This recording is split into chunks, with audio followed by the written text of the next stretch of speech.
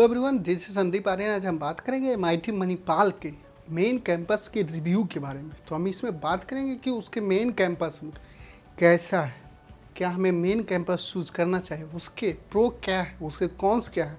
तो हम प्रो की बात की जाए तो उसमें बताया जाता है इसका बायोडाइवर्सिटी अच्छा है, नेटवर्क एलुमनी अच्छा है, और उसके कॉन्स क्या है, ड्रग्स का मामला क्या है, अल्कोहल का मामला क्या है, और इसका ROI यानी रिटर्न ऑफ इन्वेस्टमेंट कैसी है। तो हम इन सारे बात करेंगे हम इस वीडियो में, कंप्लीट वीडियो में। तो हम लास्ट में कंपेयर करेंगे यदि आपको VIT वेल्लोर और MIT मणिपाल और SMKTR यदि आपको 3 अलॉट हो रहे हैं, तो हम बात करेंगे सिर्फ CSC ब्रांच के बारे में। क्योंकि आप कभी भी कोई भी कॉलेज को जब आप कंपेयर करते हैं तो उसके सेम ब्रांच से आप कंपेयर अच्छे से कर सकते हैं। तो उसके हम CSC कोर्स हम तीनों ब्रांच को जब हम कंपेयर करेंगे तीनों कॉलेज के, तो उसके बाद हम डिसाइड करेंगे कि आपको कौन से कॉलेज में एडमिशन लेना चाहिए। और चलिए शुरू करते हैं। MIT मणिपाल की बात की जाए, MIT के जितने भी कैंपस है उसमें सबसे अच्छा कैंपस जो माना जाता है वो MIT मणिपाल को ही माना जाता है। मणिपाल इंस्टीट्यूट ऑफ टेक्नोलॉजी जो कि मणिपाल में है, उसको सबसे बेहतरीन कैंपस माना जाता है। ओवरव्यू करते इसके इस्टेब्लिश आने के MIT मणिपाल 1957 यानी 1957 बहुत पुराना कॉलेज है। आपके कर्नाटका यानी बेंगलोर में स्थित है, और ये प्राइवेट कॉलेज है। यानी कि MIT एक प्राइवेट कॉलेज है जो कि बेंगलोर में स्थित है। जो एरिया जो इसकी बात की जाए वो 313 एकड़ है, 313 एकड़, यानी कि एक अच्छा कैंपस भी है, यानी कि उसके एरिया भी बहुत बड़े हैं। टोटल इसके 6 कैंपस है, आप देख सकते हैं। मलेशिया में भी है, दुबई में भी, और अंटुगा में भी, यानी कि इन विदेश में भी इनके कैंपस हैं। और आपके इंडिया में जो जो कैंपस है, मणिपाल, जयपुर और सिक्किम, यानी ये मेन 3 कैंपस है, आप वो देख सकते हैं।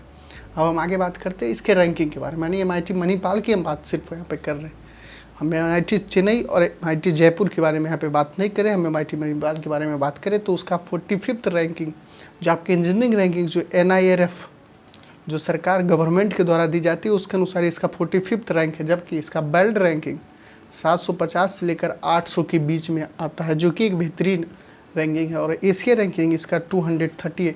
ये सब डाटा जो 2021 के हैं। अब बात करें जाए कि इनकी कनेक्टिविटी कैसी, यानी कि आप कहाँ से आप पहुँच सकते हैं। एक 2 रास्ते हैं। पहला, आप मैंगलोर सेंट्रल रेलवे स्टेशन से 65 किलोमीटर दूर एक कॉलेज स्थित है। दूसरा, आप यहाँ से यानी उड़ापुई से आप रेलवे स्टेशन से 7 किलोमीटर आप जब जाएंगे तो आप वहाँ पे आप MIT मणिपाल पहुँच सकते हैं। अब हम इसके बात करेंगे इसके फेस्ट यानी कि जो MIT मणिपाल में कौन कौन से फेस्ट मनाए जाते हैं।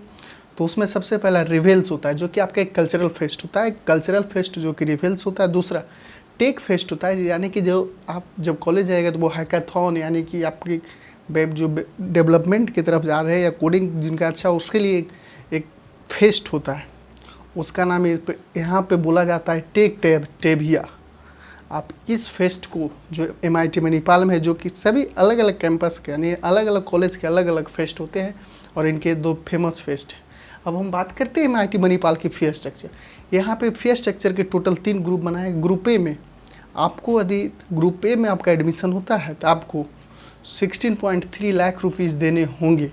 यदि आपको ग्रुप बी में एडमिशन होता है तो आपको 13 लाख रुपीज़ देने होंगे। और यदि आपका ग्रुप सी में एडमिशन होता है तो आपको अप्रॉक्स 18 लाख रुपीज़ देने होंगे। मैं यहाँ पे बात सिर्फ ट्यूशन फ़ी के बारे में कर रहा हूँ, यानी कि आपकी ट्यूशन फ़ी बता रहे हैं कि यदि आपका ग्रुप सी में एडमिशन हुआ तो आपको 18 लाख देने होंगे, ग्रुप बी वाले को 13 लाख देने होंगे, और ग्रुप ए वाले 16 लाख देने होंगे। अब बात करते हैं कि MIT के एलुमनी यानी कि जो MIT से निकलकर बहुत बड़े बड़े पद पर गए, उसके कुछ नाम है। उसमें सबसे बड़ा फेमस है माइक्रोसॉफ्ट CEO सत्य नाडेला, राजीव सूरी और शिवम और पार्वती नायर। आप MIT के ऑफिशियल वेबसाइट से जाकर इन सब के बारे में डिटेल आप जान सकते हैं। बात करते हैं इसके हॉस्टल फी।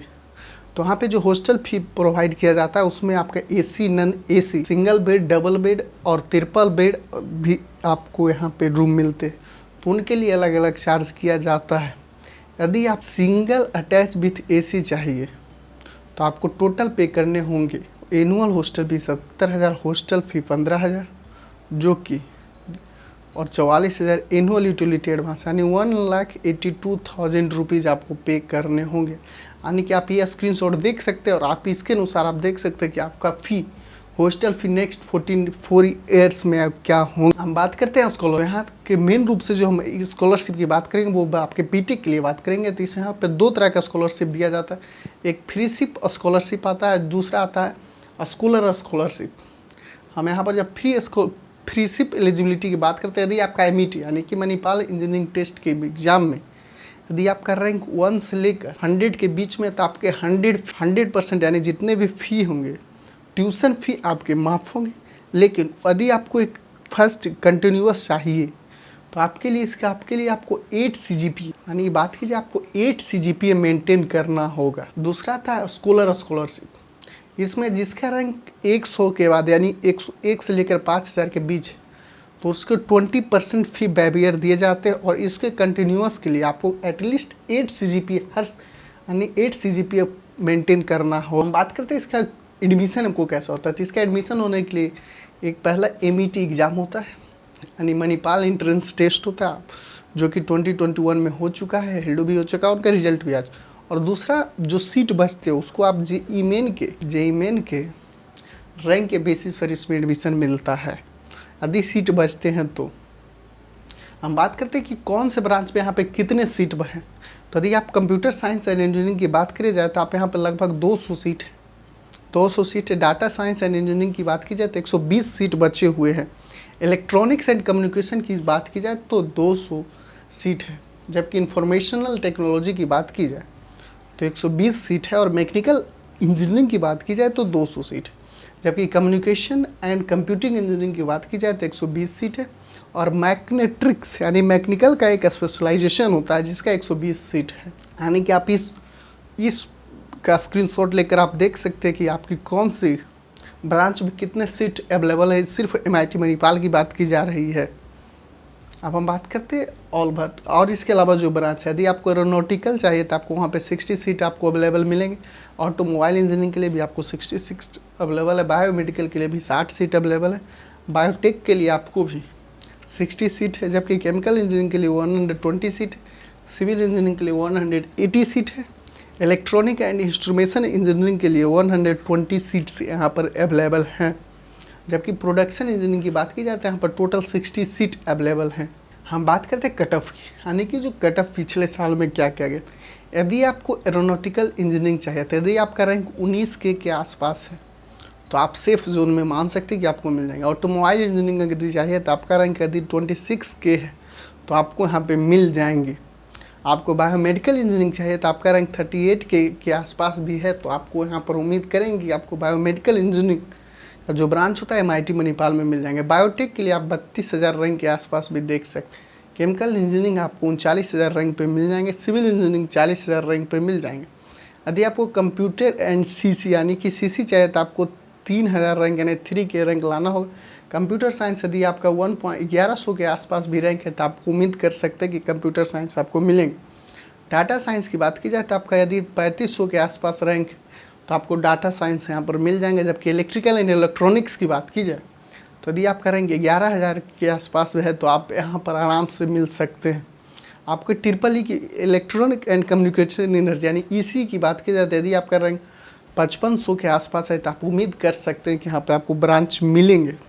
यदि आपका रैंक 19-20 हज़ार के आसपास है तो आप सोच सकते हैं कि आपको इलेक्ट्रॉनिक्स एंड इंस्ट्रूमेशन एनर्जी मिलेंगे। यदि आपका रैंक 40,000 है तो आप प्रोडक्शन एनर्जी भी आपके लिए एक ऑप्शन बचा रहेगा। अब बात करते हैं मैकेनिकल इंजीनियरिंग यदि आपको चाहिए तो यदि आपका रैंक 18 के तो आपको मैकेनिकल इंजीनियरिंग में एडमिशन हो जाए।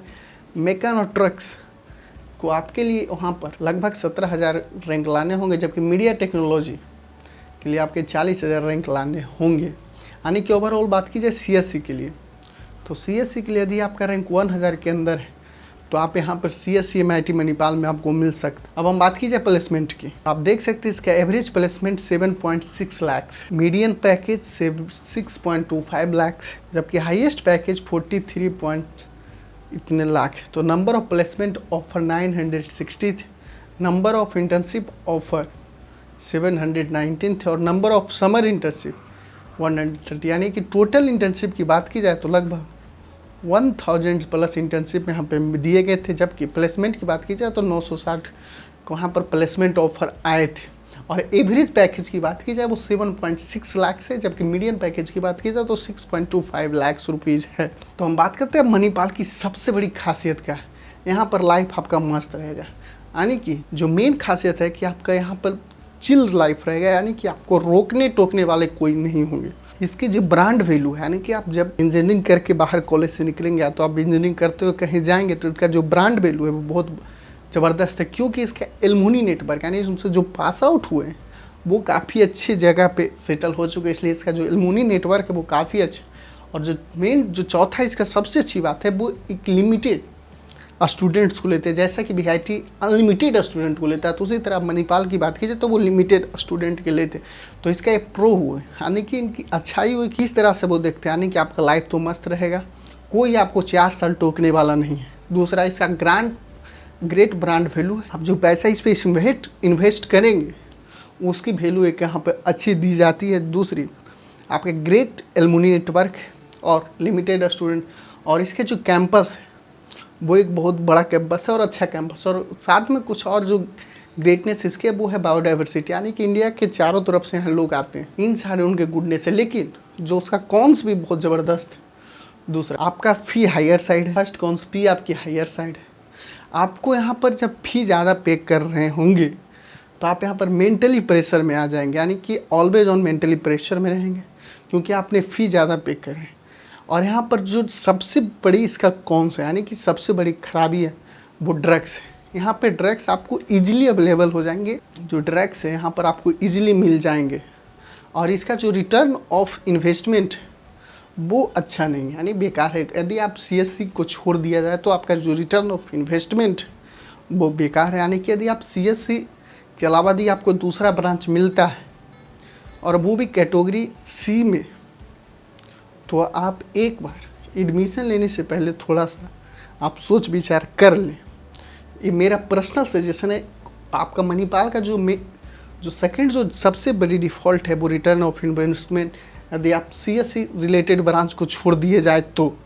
और दूसरा है जो आपका ड्रग्स बहुत का लाइफ यहाँ पे बर्बाद कर देता है, जो कि यहाँ पर मेन इसका कौन माई ओपिनियन अबाउट कॉलेज, मेरा ओपिनियन क्या है कि आपको MIT मणि आप इसे कह सकते हैं अच्छा कॉलेज है, गुड कॉलेज है। यदि आपको CSC मिलता है आप इसका रिटर्न ऑफ इन्वेस्टमेंट भी अच्छा है, यानी कि यदि आपको CSC यहाँ पे अलॉट होता है तो उसका रिटर्न ऑफ इन्वेस्टमेंट भी अच्छा कह सकते हैं। लेकिन यहाँ पर बात आती है कि यदि आप VIT भेल्लोर की बात कर, SRM KTR की बात कर रहे हैं, MIT मणिपाल की बात, पर हम एज्यूम करके चलते कि तीनों में आपको CSC कोर आपको अलॉट हो रहे हैं, तब आपको किस ऑर्डर को फॉलो करना चाहिए। तो सबसे पहली बात, यदि आपको कैटेगरी 1 और 2 में यदि आपको CSC कोर मिल रहा है तो आप VIT भेल्लोर ऊपर रखें SRM और MIT मणिपाल से, ठीक। यदि आपका कैटेगरी 3 तक भी यदि आपको CSC कोर भेल्लोर में मिल रहा है तो भी आप मणिपाल के ऊपर थोड़ा मोड़ा रखें। लेकिन यदि आपको कैटेगरी 4-5 में CSC कोर VIT भेल्लोर में मिल रही है तब आप MIT मणिपाल को प्रीफर करें, क्योंकि कैटेगरी 4 और 5 में VIT भेल्लोर का फ़ी बहुत ज़्यादा हो जाता है और उतना रिटर्न ऑफ इन्वेस्टमेंट भी VIT भेल्लोर नहीं आपको देंगे। तो इस केस में आप MIT मणिपाल की तरफ देख सकते हैं। ये मेरा फर्स्ट ओपिनियन हो। अब हम SRM KTR और MIT मणिपाल के बारे में बात कर लें तो यदि आपको यहाँ पर CSC कोर जनरली आपको जो भी SRM KTR में CSC की बात की जाए तो MIT मणिपाल उससे पहले प्रीफर करें, इसमें कोई डाउट नहीं है कि आप MIT मणिपाल को पहले प्रीफर करें। लेकिन तो ये मेरा पर्सनल ओपिनियन था। यदि आपको ये वीडियो पसंद आया और अच्छा लगा तो आप मुझे कमेंट में बता सकते हैं कि आपको कौन से पॉइंट से इसमें दिक्कत है और कौन पॉइंट से आपको दिक्कत नहीं। यदि आपको कोई भी इस कॉलेज के रिलेटेड यदि आपके मन में कोई डाउट हो तो आप फ्री है कि आप नीचे कमेंट करें, या तो आप मेरे WhatsApp पे आप मैसेज कर सकते हो। उसका लिंक आपको ग्रुप के डिस्क्रिप्शन में मिल जाएगा, आप वहाँ पर से जाकर ईजिली आप मुझे मैसेज कर सकते।